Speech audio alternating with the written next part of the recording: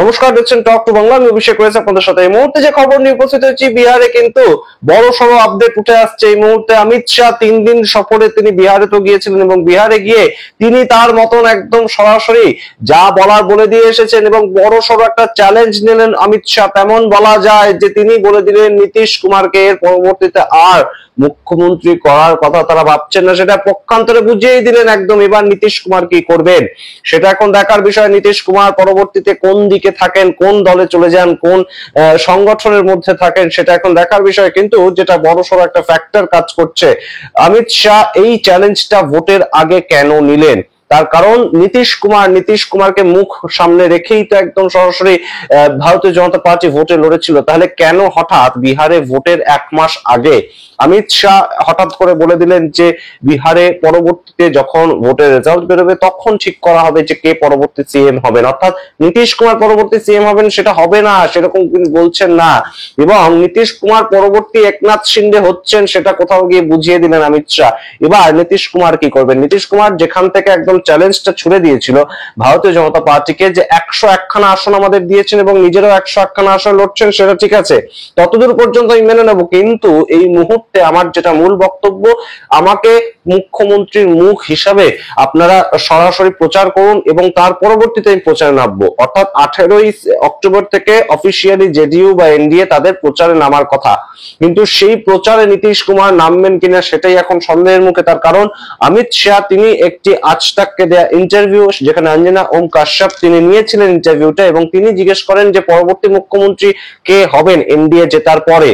তেমন কথা জিজ্ঞেস করার পর অমিত শাহ কোট আনকোট উত্তরটা যেটা দেন সেটা অত্যন্ত গুরুত্বপূর্ণ। অমিত শাহ বলেন, আপনি আমাকে জিজ্ঞাসা করছেন কেন? বিধায়কেরা তো বানাবে মুখ্যমন্ত্রী, আমি কিভাবে জানবো? এবং এই মুহূর্তে যেটা সবচেয়ে গুরুত্বপূর্ণ ফ্যাক্টর উঠে আসছে যে কেন অমিত শাহ এই ধরনের কথা বললেন, কাকে কাকে উদ্দেশ্য করে এই ধরনের ইঙ্গিতপূর্ণ কথা বললেন, সেটাকে শুধুই নীতিশ কুমারকে ইঙ্গিত করে?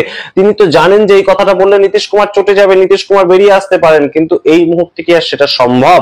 এই প্রশ্নগুলো উঠছে এবং তার সঙ্গে বড় সড়ো ফ্যাক্টর যেটা কাজ করছে যে নীতিশ কুমার যদি মুখ্যমন্ত্রী পদপ্রার্থী হিসেবে লড়াই না করেন এনডিএ এর পক্ষে, তাহলে নীতিশ কুমারের যেটা পকেট ভোট, তারা কি আর পরবর্তীতে এনডিএ এর সঙ্গে থাকবেন, নাকি এর ফলাফল এনডিএ কে ভোগ করতে হবে এবং নীতিশ কুমারের পকেট ভোটটা সম্পূর্ণ লালু প্রসাদ যাদবের দিকে চলে যাবে? ইন্ডিয়া গঠবন্ধন তাদের কোথাও গিয়ে অনেকটা এগিয়ে দিলেন অমিত শাহ একটা বক্তব্য রেখে। সেই সমস্ত কিছু নিয়ে আলোচনা করবো। তার আগে অবশ্যই টক টু বাংলা ইউটিউব চ্যানেলটিকে সাবস্ক্রাইব করুন, এই ভিডিও দেখুন শেষ অবধি স্কিপ না করে। আপনারা জানেন নীতিশ কুমার এই মুহূর্তে কিন্তু এনডিএ এর সম্পদ। ঠিক তেমন ভাবেই গত 11 বছর ধরে আমরা ক্রমাগত দেখেছি ভারতীয় জনতা পার্টি নীতিশ কুমারের ঘাড়ে ভর দিয়ে কিন্তু বিহারে সাম্রাজ্য চালাচ্ছে। সম্রাট চৌধুরী তাদের উপমুখ্যমন্ত্রী হিসেবে সাম্রাজ্য চালাচ্ছে, কিন্তু এবার বোধহয় নীতিশ কুমারকে সত্যি সত্যি ছেটে ফেলার সময় এসেছে, সেটা বুঝতে পারছেন অমিত শাহ। বিহারের মানুষ, জনতা, বেকার, যুব সমাজ, তাদের একটা তীব্র ক্ষোভ রয়েছে।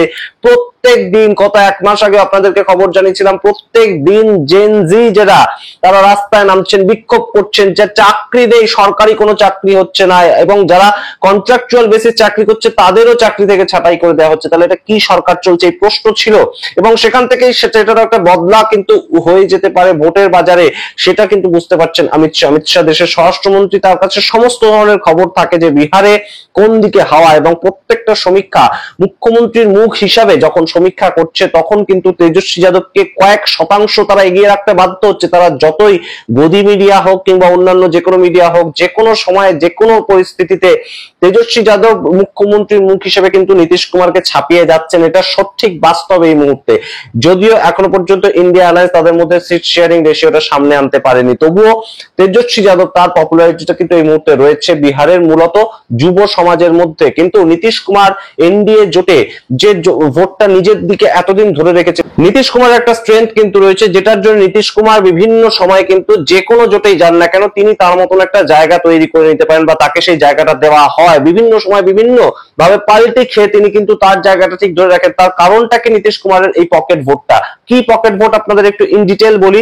কুর্মী সম্প্রদায়ের ভোট নীতিশ কুমারের পকেট ভোট। সম্পূর্ণ কর্মী সম্প্রদায় বিহারে রয়েছে 4%, এবং নীতিশ কুমার নিজেও এই কর্মী সম্প্রদায়ভুক্ত একজন মানুষ, তাই 4% ভোট চোখ বুঝে নীতিশ কুমার পান, তিনি যেখানেই থাকুন, যে জোটেই থাকুন না কেন। তারপরে কৈরি সম্প্রদায়ের 6% ভোট, সেটাও নীতিশ কুমারের পকেট ভোট, তারা আর কাউকে ভোট দেয় না।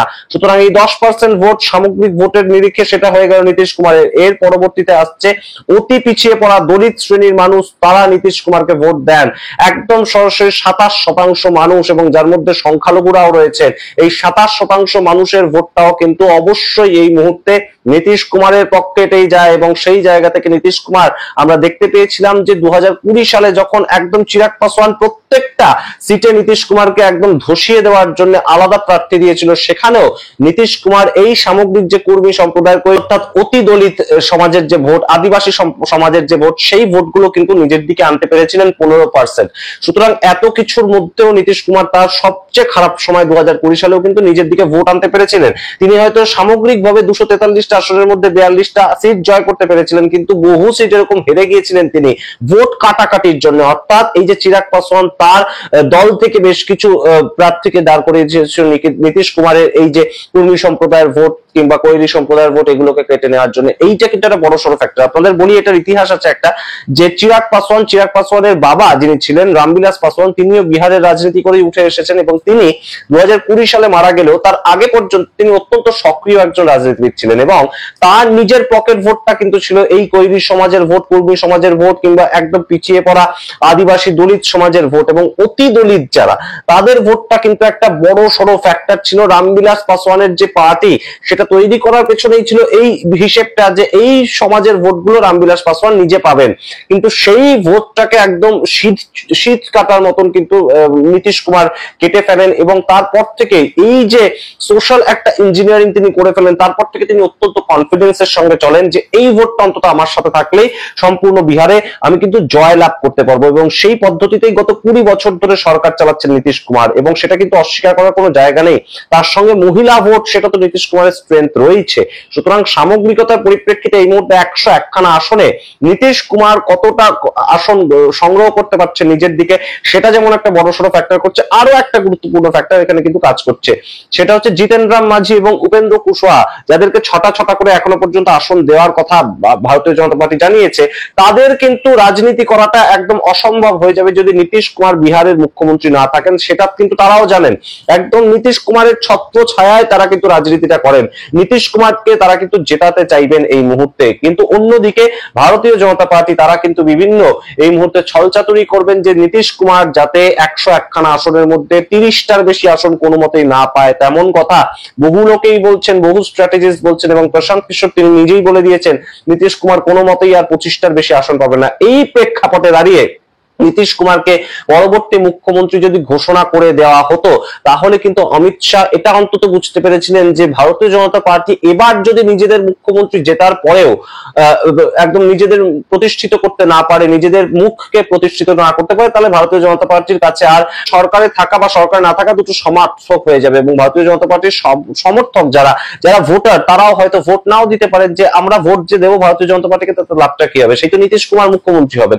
এই ফ্যাক্টর গুলো কিন্তু কাজ করতে পারে, এবং সেটা ভেবেই অমিত শাহ কিন্তু সরাসরি এই মুহূর্তে একটা সাসপেন্স রেখে দিলেন, এবং বললেন যাদের পক্ষ থেকে বেশি বিধায়ক আসবে তাদের পক্ষ থেকে মুখ্যমন্ত্রী হবে, সেটা একদম সরাসরি একটা ইঙ্গিত দিয়ে দিলেন। তিনি বললেন যে বিধায়ক তো ঠিক করবে মুখ্যমন্ত্রী, অর্থাৎ এর আগের বার যেমন একদম নীতিশ কুমার 42টা আসন পেয়েও মুখ্যমন্ত্রী হয়ে গিয়েছিলেন হই হই করে, সেটা কিন্তু আর হবে না।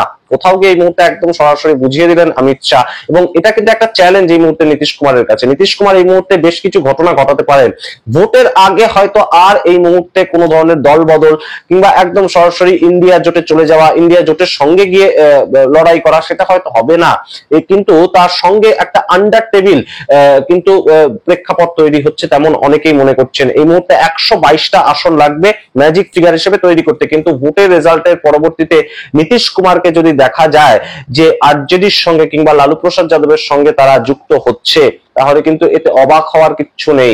এবং নীতিশ কুমার যে একনাথ শিন্ডে হয়ে থাকবেন না বিজেপি গভর্নমেন্টে, তিনি যেখানে 20 বছর রাজত্ব করেছেন সেখানে তিনি যে উপমুখ্যমন্ত্রী হয়ে অন্তত আর থাকবেন না, সেটা কিন্তু ধরে নেওয়াই যায়। তার কারণ তিনি সরাসরি কিন্তু এই মুহূর্তে বিভিন্ন লোকজনের সঙ্গে যোগাযোগ করতে শুরু করেছেন। তেমন তার যে মুখ্যমন্ত্রীর আবাস সেখান থেকে কিন্তু খবর উঠে আসছে কংগ্রেসের সঙ্গেও নাকি যোগাযোগ করছেন নীতিশ কুমার। সুতরাং এই মুহূর্তে প্রেক্ষাপট প্রতি মুহূর্তে বদলাচ্ছে এবং বিহারের কিন্তু রাজনীতিটা শেষ উত্তর দেবে 14ই নভেম্বর। 14ই নভেম্বর কাদের সরকার তৈরি হচ্ছে। যদি ভারতীয় জনতা পার্টি দেখা যায় যে হই হই করে তারা জিতে গেল 122 কেন 130টা আসন জিতে গেল, তাহলে অবশ্যই এই মুহূর্তে বলে দেওয়া যায় নীতিশ কুমারকে তারা আর মুখ্যমন্ত্রী করবে না। কিন্তু যদি দেখা যায় যে ইন্ডিয়া গঠবন্ধন 122টা আসন পেয়ে গেল, কিংবা পাওয়ার একটু আগে রয়ে গেল, আগের বারের মতন 110টা আসন পেল, কিংবা তার থেকে একটু কমে গেল, তখন কিন্তু নীতিশ কুমার হয়তো নিজের যে প্রাধান্যটা সেটাকে তুলে ধরবার জন্য আবারও ঘুরে আসতে পারেন। এই মুহূর্তে আরজেডির সঙ্গে যোগ করতে পারেন নিজেকে, সেটাও কিন্তু ঘটনা করতে পারে। সুতরাং এই মুহূর্তে নীতিশ কুমার